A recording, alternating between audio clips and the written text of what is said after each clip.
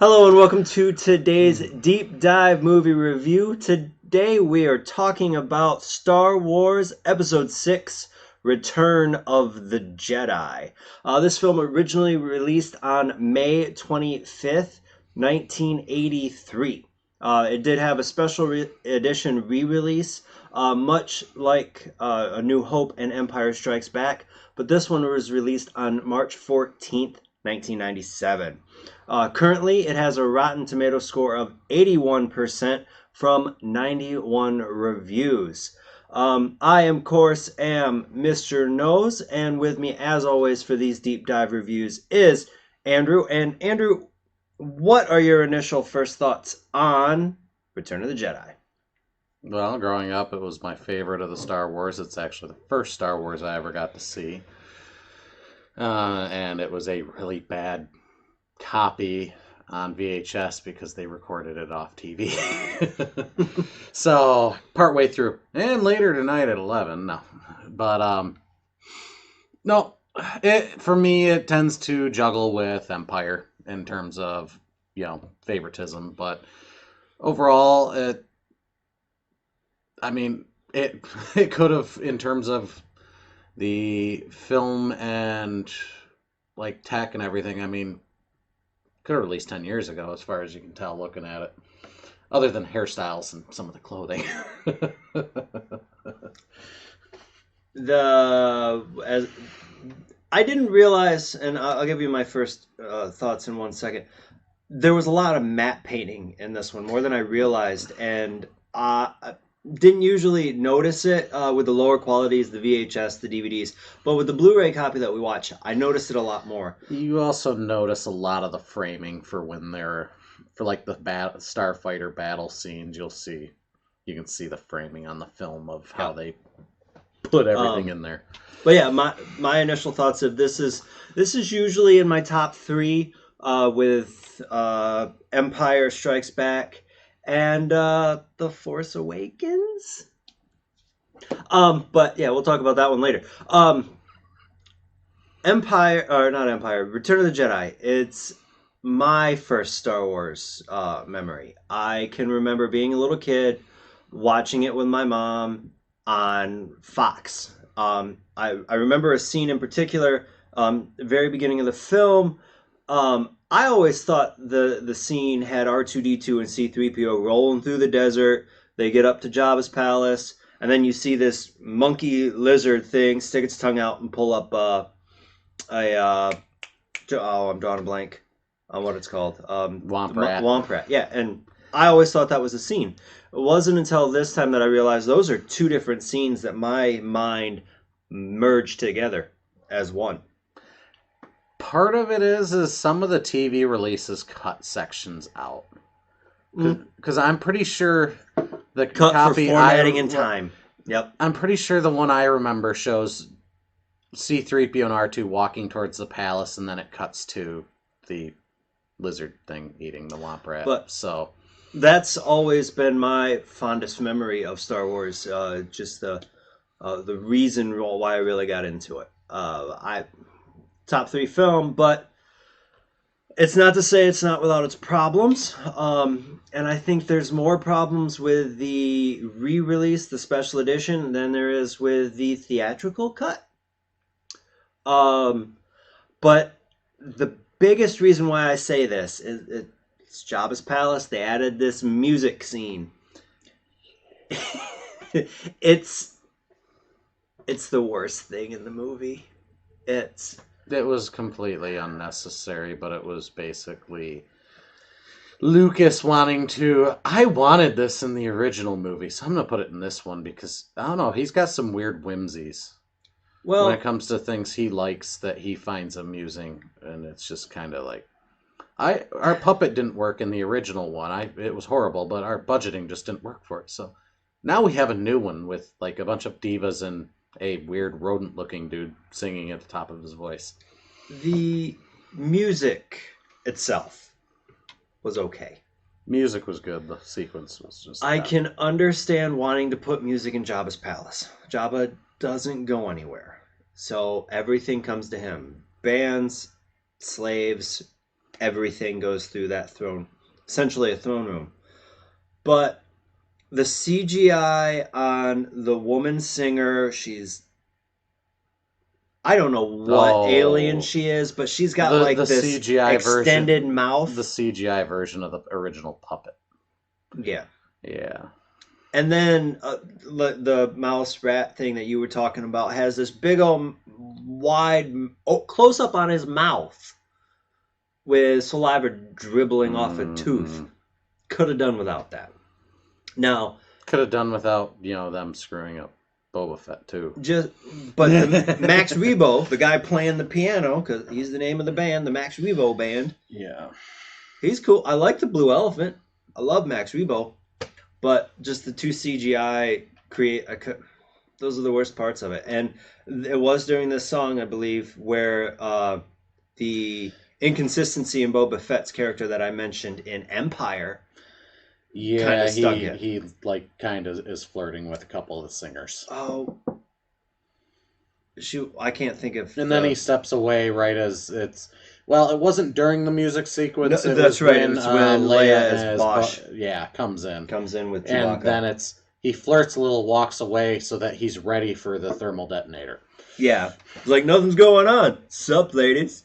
Oh, she's got a detonator. I better get to my job. Yeah, Boba Fett wouldn't have done that. yeah. He didn't particularly care about relationships. Mm. No. Um, but since we're on the topic of Jabba's palace, let's talk about Luke's plan. Because watching it this time, we have, I think, different views on how the plan was supposed to go. Well, for me, it struck me that I just this time through watching it, I was thinking, I wonder if Leia screwed up the original plan by trying to get Han out of carbonite early. Like, because for me, it kind of feels more like Luke's plan was to try and infiltrate as many people in before he came. And, she was supposed to come in as a bounty hunter and just kind of hang out, which is what pretty much everyone else did other than Chewie, Yeah. because he was the prisoner being walked in. But she just got impatient and rushed to the rescue of Han and kind of mucked things up a little bit. But because otherwise, like with your thought on it, is it just means that he had to have planned it out. Like the only explanation would be the Force gave him a vision on how to do it. Oh, if I send Leia in and she gets caught, then she'll be able to strangle Jabba with a chain, and the Well, sail barge thing will happen, and all this will be going on.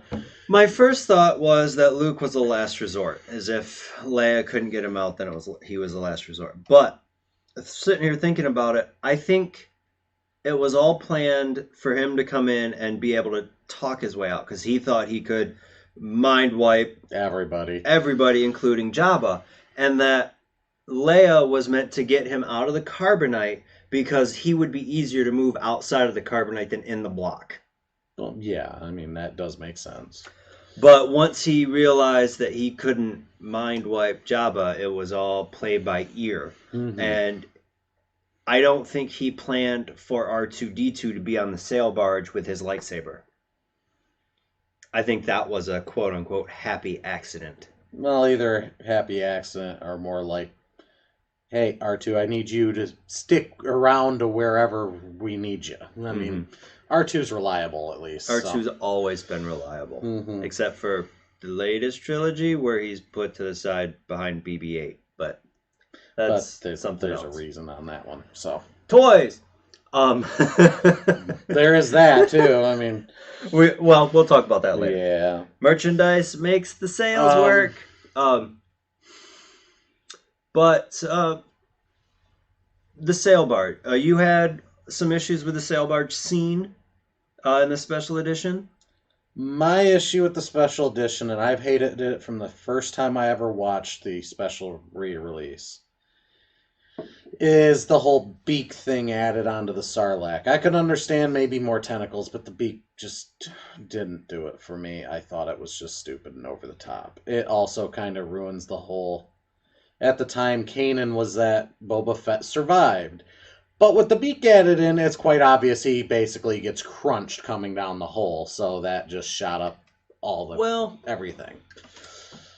I unless the armor folded, which I didn't look closely enough to see if the armor was Well, crushed. I'm just saying, it's just Um, it's well, Mandalorian Beskar armor, assuming that's what Boba Fett is wearing because he calls himself a Mandalorian. He got the armor from his dad, even though in New Canaan they're not Mandalorians. I know. I hate that part. I'm not getting into that. Hopefully, the series mm-hmm. will But dive into that a little bit for more. me, it's just I like the Sarlacc the way it was, and they threw in the CGI beak thing, and it was just kind I of think, stupid. to me, the beak looked like it was meant to hide more of the canvas pit that the actors were meant to jump into. There was never any issue with that though in the original. I never I mean, saw it. I I never saw it a noticed few any times, mostly problems. when it burped, Well, that was the whole point, though. but But there's another part of it which I want to go into more in later movies, but I've always had a feeling in regards to Han Solo that he actually was force sensitive. Not like able to become a Jedi or anything or move things around, but there's several times throughout the films that he's in which certain things he does just basically says, yeah, he's got to be force sensitive. I mean, he shoots a tentacle that's 6 inches wide without being able to without even see. completely being blind and doesn't hit Lando. Yeah. And A little then higher, a little higher. there's another very prevalent one in a later The film we'll be Force Awakens. reviewing. Well, I was trying not to be that Nah, obvious, but I had to make in The sure. Force Awakens, yes, there is a point at which something he does, there's just zero explanation for how he does it without being force sensitive. Yeah, there's no way that should have And in happened. some But ways, it fits to his character, be in the sense that he lives his life on luck, but the reality is luck is that it superstitious mumbo it jumbo. goes back to A New Hope with Obi-Wan saying, "In my experience, there's no such thing as Yeah, luck." and yet he has this extraordinary runs of luck. I mean, he gets his bad luck too, but it usually works out. As long as he But doesn't turn into like Shay Patrick Cormac in the Assassin's Creed series by saying, "I make my own luck." yeah, but Um, in the end, it's just one of those things where I kind of think that might have been an intended part to his character, in that he is the ultimate skeptic about the Force, and yet he himself is Force sensitive. it's possible. One last thing before we move on from Jabba, I want to talk about the slave Leia costume. There's one thing. Well, for the longest time, this film came out in '83, and I would say probably all the way up until Disney purchased Lucasfilm. It's called the Slave Leia outfit. It was felt to be objectifying Leia. And then once Disney bought it, they started to phase it out. They said they weren't going to they weren't going to make any more anything with it. I remember reading that and I was like, how like I can see where that comes from, but it can also be taken as a symbol of strength because she was able to do something within that outfit that nobody else could. She killed Jabba the Hutt. He's just muscle, pure muscle. No human should have been able to choke him to death.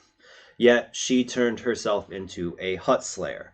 They bring this term into the current canon in the Claudia Gray book, Bloodline, where this book is set 6 years after, before The Force Awakens.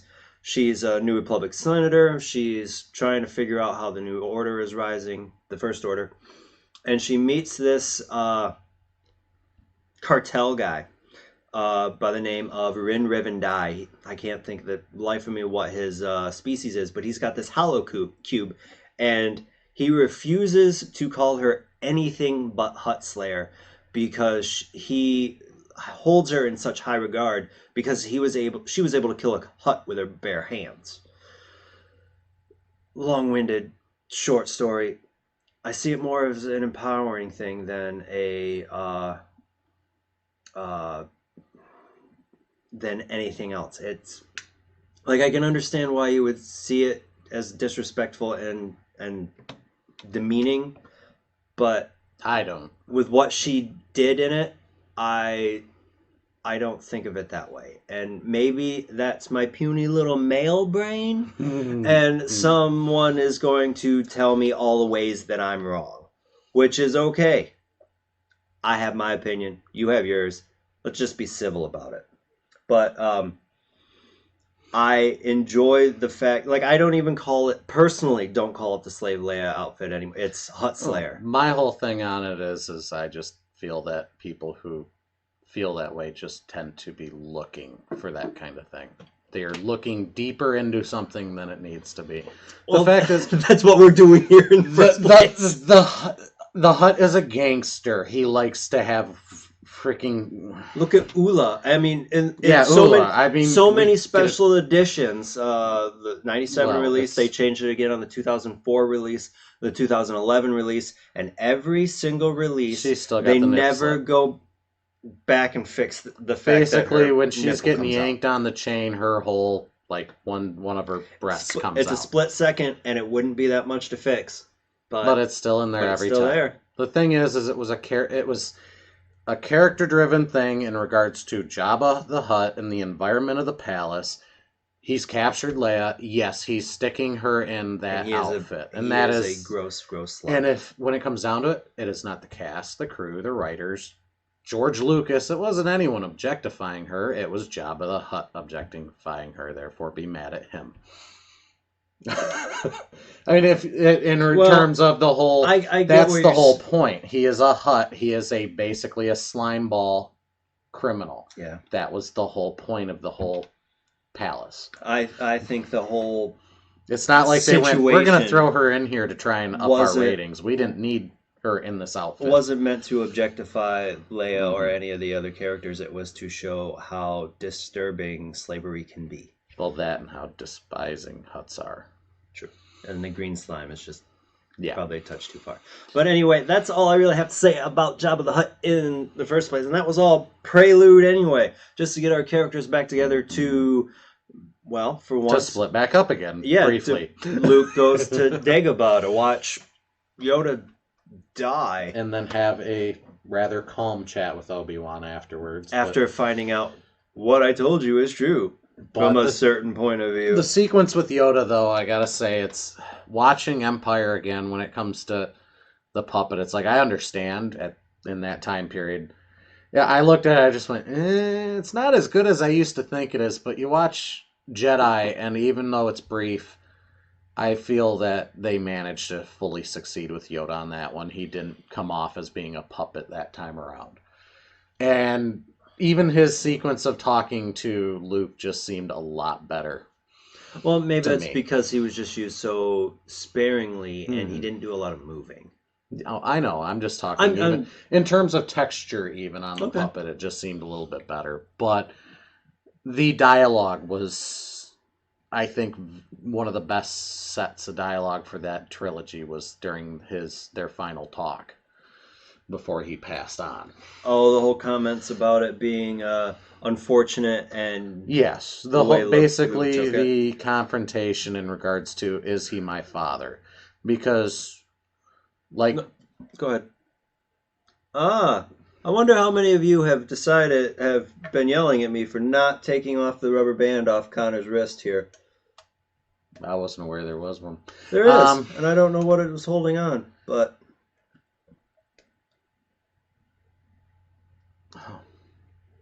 If that seriously spins around... Oh, sweet, son. Yeah. Completely unrelated to Star Wars, but... Sorry, that's cool. No, you're fine. The simple, after, Empire, you had people going, oh no, Vader lied. This was literally the damning, confirmation. Yeah. Absolutely. Yeah, we weren't honest with you. He is your father, and he told you, didn't he? It's like we were kind of hoping he wouldn't tell you because now it's unfortunate that I know the truth. No, it's unfortunate you weren't ready to take on the burden that we left you, basically, because both me and Ben failed to stop him. Yep. The thing is, though, it's like with Luke, you watch, and it's like he, personally, I feel, has far more understanding than they do of the simple fact that that was one of the problem with the Jedi is they were so convinced that once you start down the path of the dark side, you were Forever never and coming back. And dominate your Luke, destiny. Yep. Luke's like, no, I don't think so. The reality is, there's always a chance at redemption. And Yep. I mean, look at Vader. Vader, in terms of his politics, yeah, when he was Anakin Skywalker, he had some extreme views in regards to how things should be done. He was not evil. The evil didn't really come until he was forced to think about his family. And then his family was gone, so he got nothing left, and now his family's back. But he's still, kind of enslaved to the Emperor at this point. Yep. And he thinks there's no way out of that enslavement.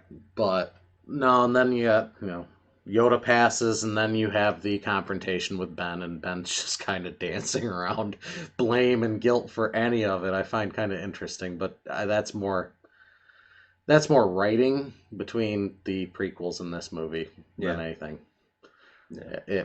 I can't blame him on that because it's hard to be able to do the prequels and have them perfectly match up to this one in terms of story. But at the same note, I highly doubt it would have been productive for Ben to go, yeah, he's more machine now than man because I cut his legs and arms off and left him burning next to a river of lava. Well, when you're trying to turn an 18-year-old boy at that point into being peaceful and following a more peaceful and... Luke was older than 18 then.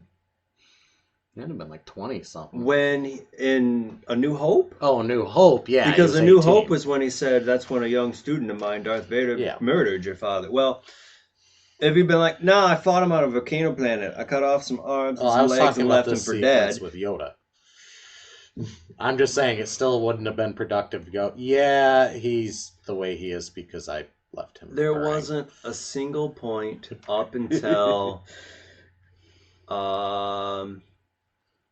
Luke faced off with Palpatine that he would have been able to take any news of what happened on Mustafar without going to the dark side and turning on Ben and Yoda. Oh, I know.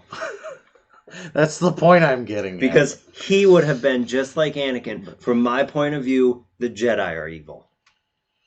Yeah. You guys lie and manipulate worse than the Sith do, but... No, I mean, it comes from our previous discussion on Empire with, if Ben had been present to try and help Luke during that battle, Luke would have turned because of the simple fact is Vader would have the revelation would have turned Luke against Ben. Yep.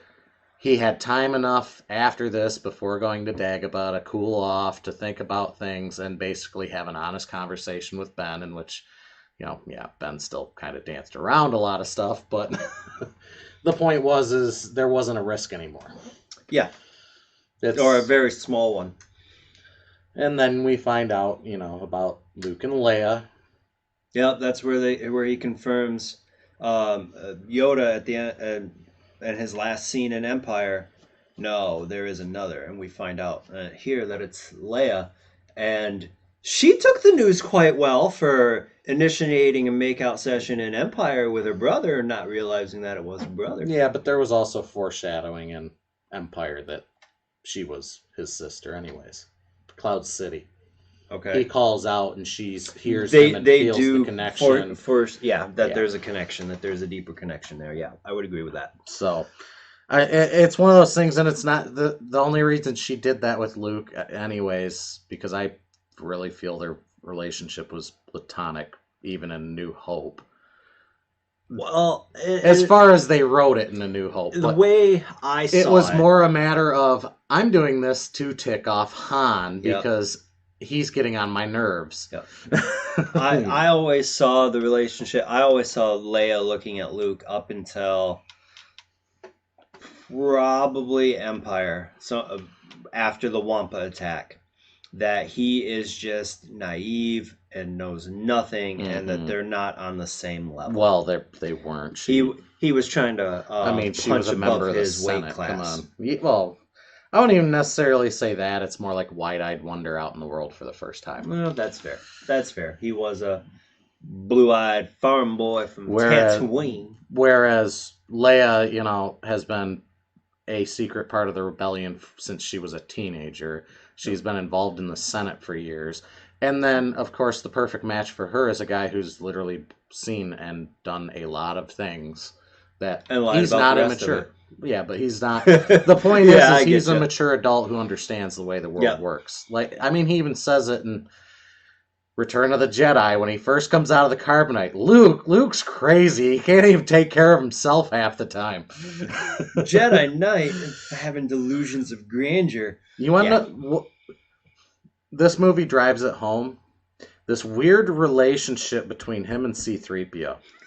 Because they trade off on remarks between Empire and this movie. In Empire, you hear C-3PO going, R2-D2, delusions of grandeur. I can't quite remember the exact line. It's while they're Something like running that, through yeah. the halls being chased. And then in this one, you got him going, delusions of grandeur. Yeah, he's like, you're not even And in done with me. Empire, Fix the hyperdrive. Chewbacca can do it. I'm sitting here in pieces, and And you're you're having having delusions delusions of of grandeur. Yeah. but Yeah. then you also have the sequence we talked about And they do in Empire about him telling Han about this part being broken, and Han going, "Hey Chewie, I think we need to replace this." And then on Endor, you got Han tells C-3PO, "Hey, you go do this or whatever," and I have 3PO decided goes, we're "I have gonna stay decided," here. Yeah. It's like this weird And relationship. a little bit of a foreshadow. We get a little bit of that in Force Awakens too. Like he picks, like 3PO picks on Han for like being older and possibly not his being able to jacket? see. No. Captain Solo. It's me, 3PO. You might not have recognized me because I have a red arm. Yeah, let's not go there with the red arm thing. We'll get to that. There's a Yeah. story behind that red arm besides toys. Yeah.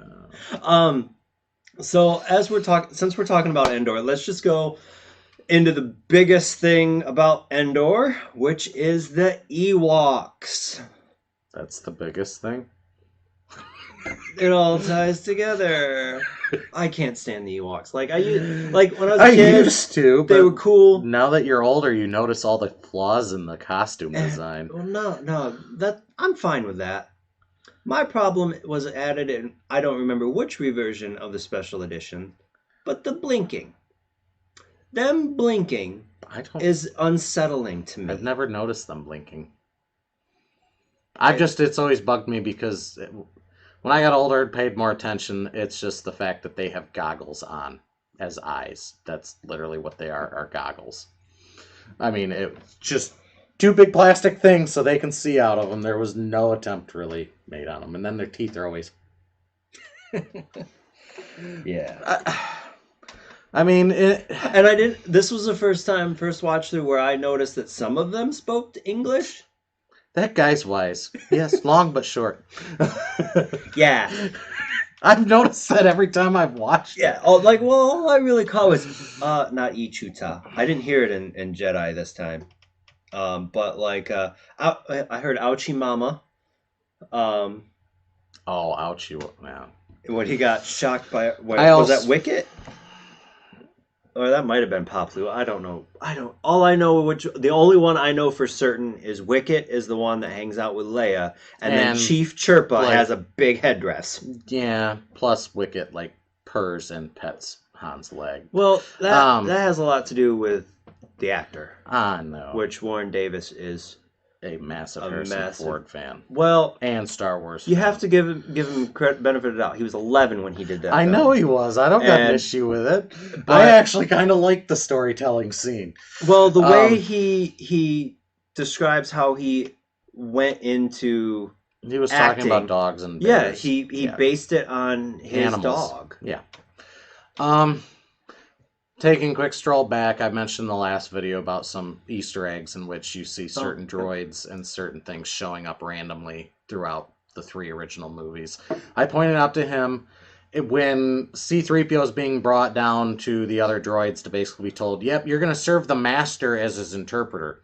Well, what happened last one? He got torn apart. Well, they're hauling C-3PO out in the background. You see a droid in the corner that was in the Jawa's sandcrawler in the first Basically movie. saying that one he bought from the Jawas and then tore it apart, which I just now am putting that story together in my head. Yeah. Because I never noticed it in the Sandcrawler. Yeah. It's like IG-88 showing up in the junk pile. And Is that the droid that stands next to 3PO and when he asked him what he did and he said I need an interpreter? The lineup, is that droid next to 3PO in the lineup? Or is it just I don't remember that. No, the droid I'm talking about, he's getting hauled out by the Gamorrean, and he bumps into this droid that's like in multiple pieces. Right. On I'm the talking wall. about back in New Hope, though. I was trying to Oh, figure New out. Hope. Oh, for that one. I don't remember what they look like. I just remember that droid was in the Jawa, the Sandcrawler. All right. Well, let's get back to this one. Yeah. So the Ewoks helping the rebels defeat the Empire. Like, I understand it from aspect of the Empire always overlooks non-humans. And primitives. Every time they underestimate what they're going up against. I will admit there were one scene in particular where some logs took out a ATST. It stepped on it, kind of fell over, and like I get stepping on it, losing its balance and falling over, but the armor kind of folded in on itself when I don't like it shouldn't have been able to do that. I think that's just a technical thing. It is, but it bothers me. Know. Now, I made a comment to him though, because Palpatine's basically taunting Luke.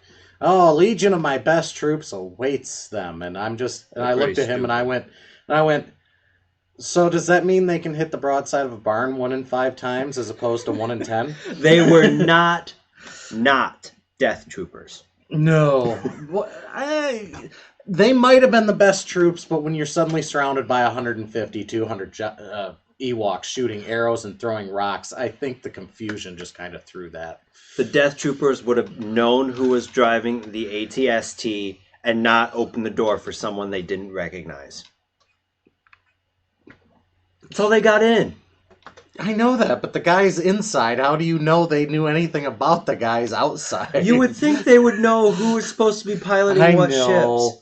There is something I noticed. The first time I've ever seen this before, one of the rebels is wearing stormtrooper armor, and he's like a Viking-looking guy with like a freaking beard and everything. And I just went, I've never noticed that before. There's a stormtrooper standing, hands on his head, no helmet on, and I'm going, why is there a rebel in stormtrooper armor? I'm lost. He tried pointing it out. I didn't notice it. The problem is you see it very prominent when they're first being let out of the bunker. And then the rest of the times you see him like 4 more times, but it's all distance shots from different angles, and you only catch him for like a blink of an eye. I would have to assume maybe he threw the armor on, was standing outside to make everything look copacetic, in case anyone showed up. That's the only thing I can think of. Yeah, it was that whole Endor. Okay, since we're still talking about Endor, the speeder bikes. Oh. They go so fast. You should not be able to look down at the console and look back up and not hit one of those trees. What they're saying, they had it set to be about 300 miles an hour. Something like that. Like, I understand how the scout troopers can ride it because they have the helmets. I can understand Luke and Leia to an extent because of latent or active force abilities. But the Ewok that steals one, he got lucky. I mean, come on, he was spinning around. I mean, he just lucked meant to out. Be some comedy. Yeah. So he was the Jar Jar Binks of episode 6. But the problem I had was that one trooper looking down, looking for a blaster, and then trying to shoot sideways. He should have hit something.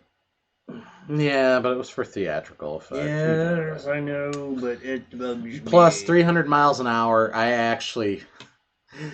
This is how much of a nerd I can be. I actually timed the entire chase sequence out and went by, mileage. Yeah, there's no way Luke would have been able to walk all the way back to Han after that whole thing. I mean, it would have taken like 2 days. I mean, you're doing 300 miles an hour, and that was like a 10-minute chase scene. Yeah. You're talking he had to have gone at least 30, 40 miles away by then. And Leia... no, Leia came off first, so give it 20 miles. Yeah. Hey, you guys go on to the bunker. We're going to take this 40-mile detour. Yeah. But the bunker. Okay, the bunker. What about the bunker? They set charges and blow this up, and it's a massive explosion. Now, okay, I will give them this. The entrance they were at was on the other side of a ridge from the actual facility, but my God, the massive size of that explosion, they literally ran 50 yards, jumped into a ditch, and it was just perfectly okay. I'm sorry, a massive radar or shield generating dish just blew up. There's going to be pieces falling everywhere like confetti. But it's okay. Pieces falling we're going to... There's more to that. We'll get to that. Because hey, and it ties into Skywalker. You said it to me. Ties into Rise of Skywalker. You said it to me earlier, and the thing is every time I've watched Return of the Jedi for the last probably 15 years, I've had that same thought every time I've watched it. So, yeah. All right. So that brings us essentially to the sky battle over Endor. That's Which really I got nothing to pick apart on that. The space battle. Honestly, one of the reasons I love that movie so much and why I like Episode 1 so much is because of the model work. Yes, the model work was once they went to 2 and 3 and it was all CGI. Don't get me wrong, CGI for like the space sequences in 3 was great. I was going to say, I don't think they went to CGI ships until 2? Yeah, they went to CGI ships on 2. Except where necessary in 1. But like 2 and 3... 3 had good CGI for the ships and space battle sequence. That's fine by me. But that's one of the things. The model work was one of the best things about it because of the level of detail you got and the realism. Yep, and that's kind of one of the things that they've done for 3 or for the new trilogy, if I'm not mistaken, is that they've mixed model and CGI work. They've done a lot of very nice techniques that I find hard to pick apart and see where the seams are. But I don't have a problem with the model work. I thought it was great. And you get this idea of like people complain that there should be no fire in space because there's no oxygen.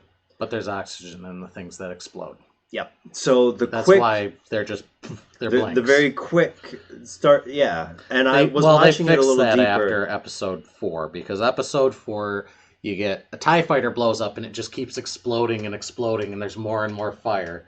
Whereas this one, it's literally, you shoot somebody, it's boom. It's a poof of fire and it's gone. Yeah. And I watched this one and thought that was great. This we mentioned iconic lines in the last one with Luke, I am your father, being wrong. And do or do not, there is no try. Well, I'll get to that, but I wanted to mention there was one that we forgot because so many people talk about it. Me and my wife have hats that say these 2 words, and they took a play on it in this one during the bunker scene. That Leia gets shot, and it's all back and forth with "I love you" and "I know," and it's if that's not one marketing slogan that Disney, which they did because I bought these hats at Disney, can't exploit, I don't know what you can do. But in this one, they introduced one that's all meme-worthy, and that's Admiral Akbar. It's a trap. Mm-hmm. I say that every now and again just to... Of course, the funny thing... When I think the thing is it's from Empire, the I love you and I know. It's one of those iconic things in the simple sense of... I don't know. I don't remember the exact number. They were doing apparently takes all day, and it just never worked with it going, right? I love you too, or anything.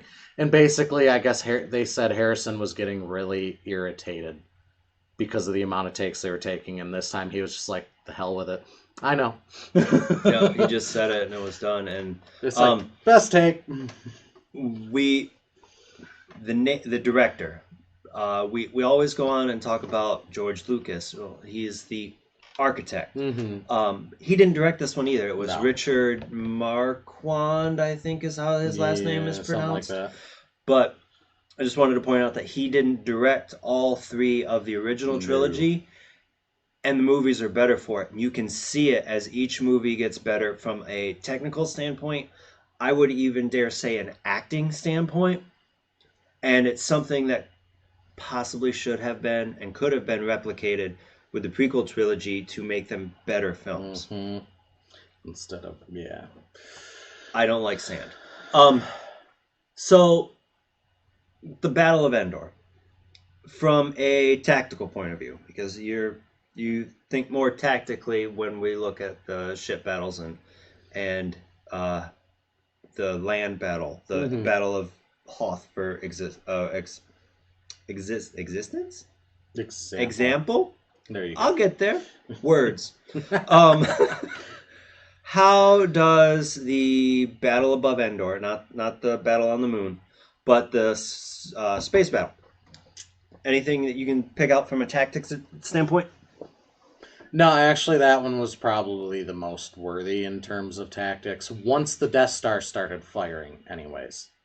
Like, I mean, basically, they were caught between a rock and a hard place, and what Akbar's choice, and, well, it wasn't necessarily Akbar's, but Akbar basically, wanted to leave. yeah, Calrissian pushed him into doing this thing, and they later ended up, if I remember right, and non-Kanan called it the Akbar Slash.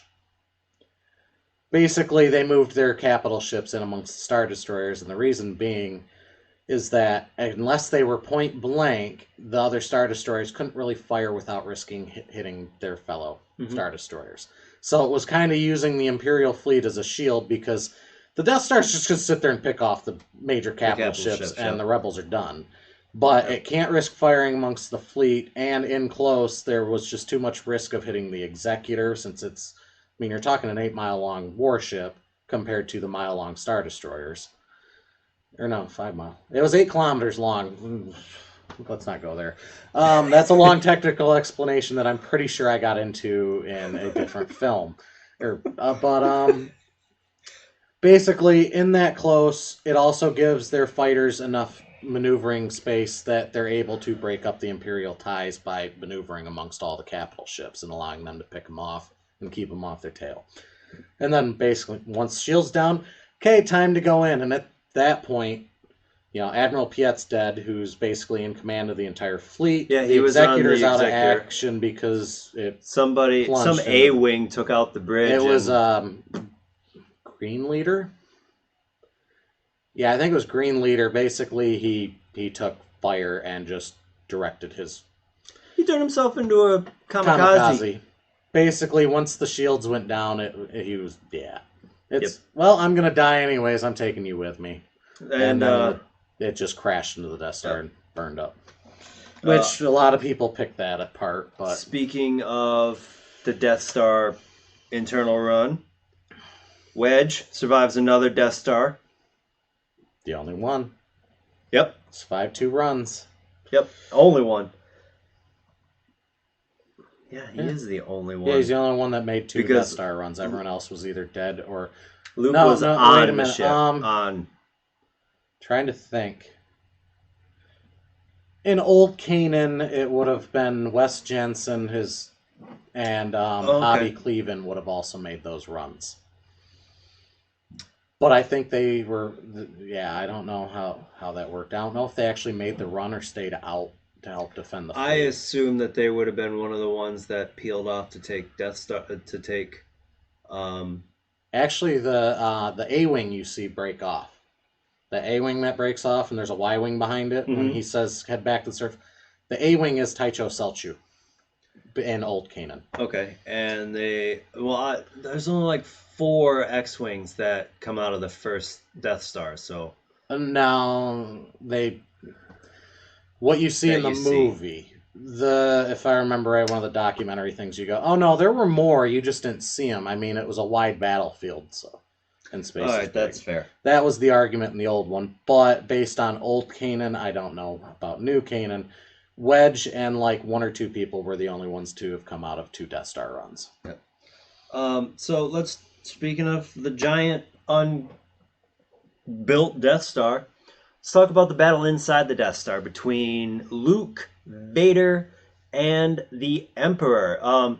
There is one line at the very beginning of the film that made me go, "What?" And that's when who was it? Moff Jerjerrod. Was that Jerjerrod? They call him Commander Jerjerrod too, but it's Moff.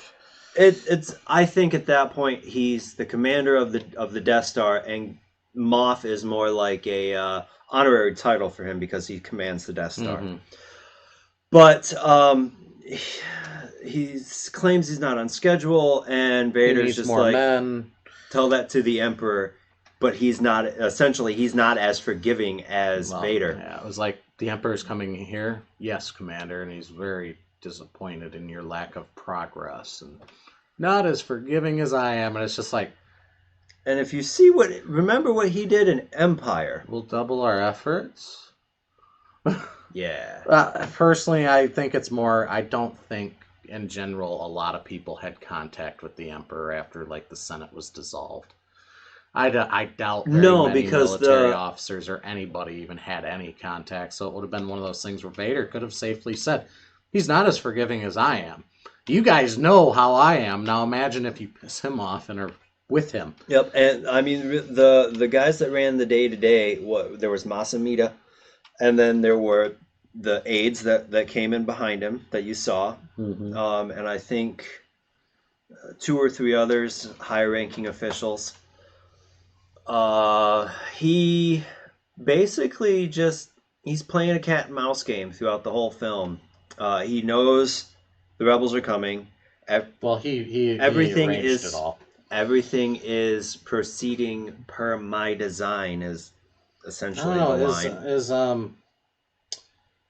Shadows of the Empire still Kanan? Not that I'm aware of. Oh. Old Kanan, it was explained that basically, Luke and a smuggler managed to steal the plans off of a armed freighter.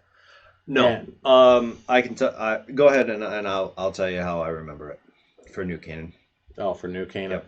And then, that was Shadows of the Empire. I've never read the book. I've played the game. I never got past first level. X-Wing, there was Star Wars X-Wing Alliance. That one actually played into the whole, you start seeing, like, missions where you're hitting convoys, experiments, and things all tied to the second Death Star, including the mission from Shadows of the Empire where you help capture the plans. There is a mission, I think it's the very first mission in Star Wars Battlefront 2 in the campaign. Iden Versio is going after the information on the Rebel fleet massing against Sullust. She makes some kind of comment, from what I remember, about the Rebels having the Death Star plans, and her commander says, leave it, the Emperor wants them to have it. Essentially something like that. God, I don't remember the mission. I remember it starting off with Endor, but I'm pretty sure there was a mission prior to that, but I don't remember. Yeah, and that's whatever. I mean, with New Kanan, basically, yeah, Palpatine. If you guys haven't guessed from all the films, I basically prided myself on the fact that I knew everything there was to know about the old Kanan, and then Kathleen Kennedy and Disney kind of like destroyed my Star Wars world. So they needed to keep everything straight. I know, I'm not arguing that point. So the problem is he's more familiar with New Kanan. So for me, it's like I can pull things out all day long, and that's why we bring it up. Yeah. But yeah, he manipulated everything. He wanted to use the Death Star as the final, like, trap for the rebels. Bring them in. Oh yeah, hey, you can know where the shield generator is. I got all my best troops are waiting for your ground my team. Whole fleet. Well, I wouldn't say the whole fleet, but Vader's fleet.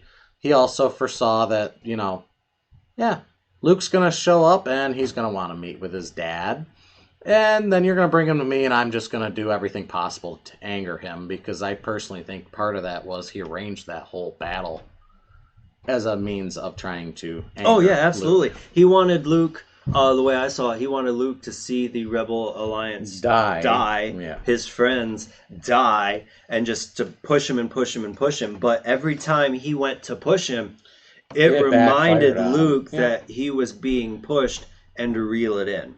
Um, But Luke does fall he did fall for a moment. for a brief moment when Vader makes a comment about his sister falling to the dark side Maybe instead. she will. Um, Never. and we did.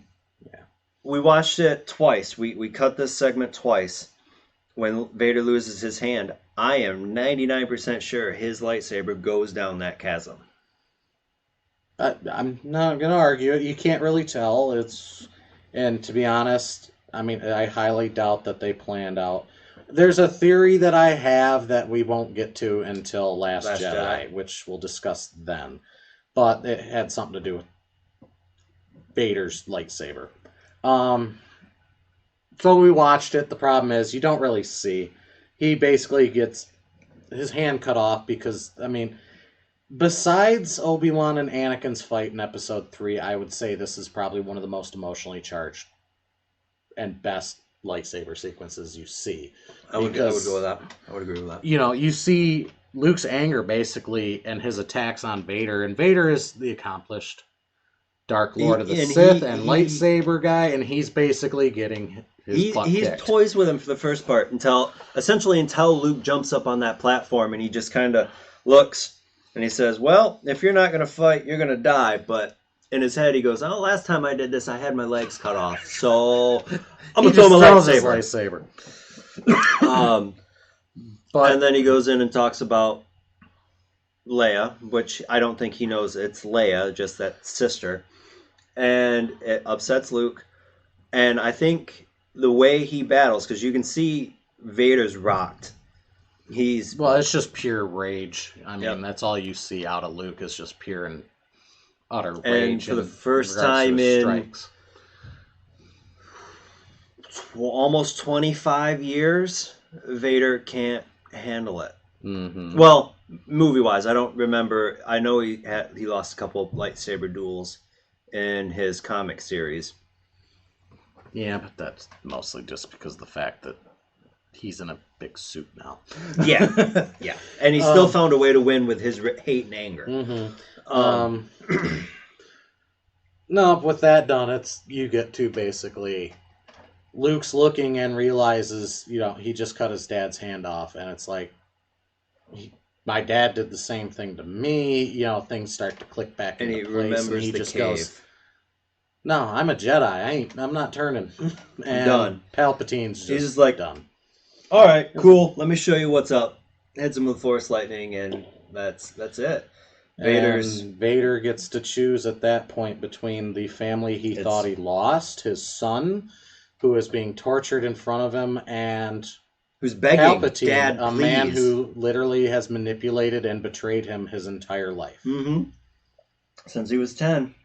The simple fact that Palpatine tells him, "Oh yeah, your wife's dead, and so's your kid," And there's theories that Palpatine's the one that killed Padme to begin with. No, I don't buy that. Well, basically, they explained that she had zero will to live and just wanted to die. Yeah. But it's at that point Vader's like, "Oh, no, I'm not gonna let my kid die," and picks up Palpatine, gets electrocuted in the process. You get to see his skull flashing in his helmet. And then throws him over the railing. Now, they added something in for the special edition. And I liked it. I know a lot of people I heard hated it. It was him going no, and then you get the whole, from Episode 3, when he comes off the thing and goes no. In this case, it's, I'm picking up Palpatine yelling no and throwing him over. The problem I have with it isn't that it's there. It's the difference in voice. Well, but I looked at it as the first one's more of a, no, I'm not letting this happen. And then it's, no! Right, I understand why it's there. It's just, I had a hard time with the way it sounds. I know. I liked it. I thought it was better than the original. Now I remember, and I don't know if this is going to come up in Rise of Skywalker, but it hasn't been shown anywhere else that I can think of. As soon as Palpatine dies and his Force essence is exploded in that blue flame, essentially, everything goes down for the Empire. The shield gets destroyed, the Death Star gets destroyed, the Executor crashes into the Death Star. It's all, the tide totally flips. I can remember, I don't remember exactly which book or game it was shown in or told about. Palpatine had this Force ability called Battle Meditation, and it basically Oh, allowed that's him an to. old Republic too. Right. Nah. But here it let him boost the morale and basically the fighting ability of Um, the Empire while reducing the rebels. And once he died, it was like a wave of sorrow, I guess is the best way of saying it, well, swept through the battlefield. there's a lot of games that pull it in. Rebellion, it was the old RTS from like '98. The one I talked about with Nerfs last time? Oh, no, you're talking about the space battle one.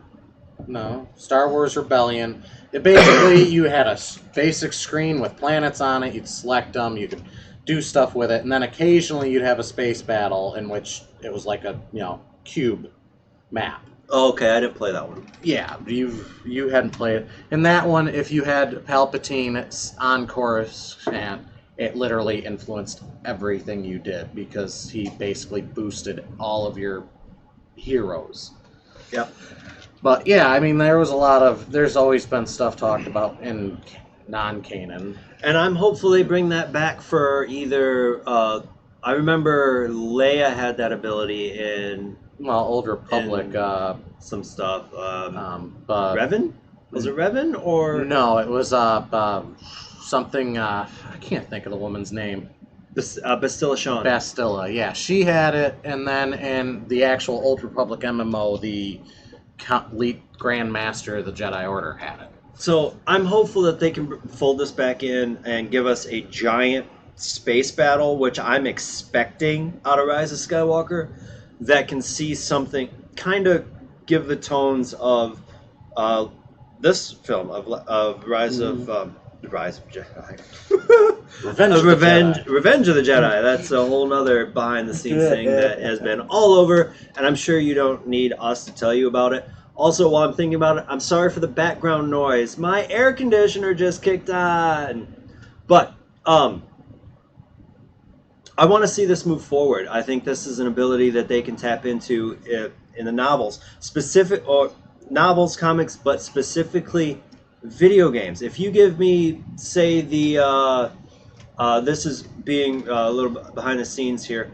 This is being recorded before Jedi Fallen Order comes out. I doubt it would become. It's coming in that game based on the storyline of Cal. But if you can give me that story where you're a Jedi, say, I can't think of the name of the four-armed Jedi from the Clone Wars, but he turned dark side. But anyway, if you give me a Jedi general leading clone troops and he's got battle meditation, like he doesn't necessarily fight on his own, but he leads troops from behind with battle meditation, that'd be amazing. EA, you can have that one for free. Use it. Don't give EA anything. They You know ruin what? everything they touch these days. If it's not, just don't put it in a loot box. Now they're going to put it in a loot box. Oh God. Anyway, that's essentially the film in a nutshell. Well, you get the celebration. We had to have a goodness. discussion because We did, yeah. when they show Coruscant, basically, that whole celebratory thing, Lucas intended that as being, oh yeah, the Empire fell, they're done. It's all a big celebration. The reality isn't quite that way. The Empire basically put down what they called riots, which were parties. Yep. But you saw in the background the Jedi temple sitting there, and I go, why is that even there? Apparently in New Canaan, it is the Emperor's It's the palace. new Imperial Palace. He moved into the Jedi High Council chambers and essentially ran the government out of that building. Yeah, but it's got to feel pretty good to be living on the ashes of your fallen which enemies, is essentially the point of Palpatine. I don't remember if this is a new canon or not, but there was a dark Force Nexus underneath. that was Old Canaan. That was I during. don't remember if they moved that forward or not It into was New from Canon. well, it was from Yusan Vong But because they find it and crack it open. We actually discussed that book earlier. yep. We're not going there. I don't remember if it like in Legends that wasn't the first Jedi temple either. Well, no, in Old Canaan, the first Jedi temple was on Tython. Yeah, Tython. And, well, I mean, spoiler for Last Jedi, we find out this isn't the first Jedi temple either. That's Ahch-To. Well, I mean, in the history, the temple on Coruscant's been destroyed multiple times. Yep. During the Sith Wars. And I don't know why, but the number 4, like the 4th Jedi temple, always comes to my mind. It is something like the 4th. I can think of at least 2 or 3 times it's been blown up. So, no, you got that sequence. Then you get to see the party on, down on Endor, well, Sanctuary Moon. yub nub. And you get to see, Hayden Christensen comes in, taking over from whoever that guy was. Sebastian Shaw. Now, for me, him and I talked about it prior to watching the movie. Well, I think prior to watching Empire, since we've done both today. But, we've seen Yoda come in the, Rise of Jedi. We know Luke's become one with the Force. I can almost expect at this point that we're going to see Obi-Wan at least.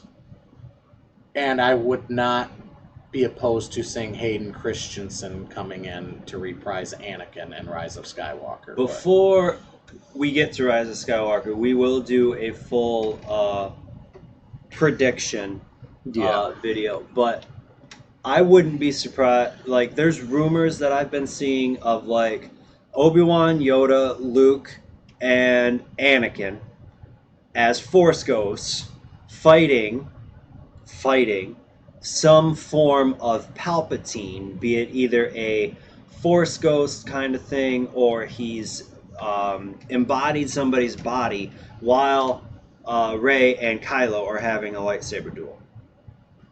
I think that would be too busy, and to me that sounds like a fanfic.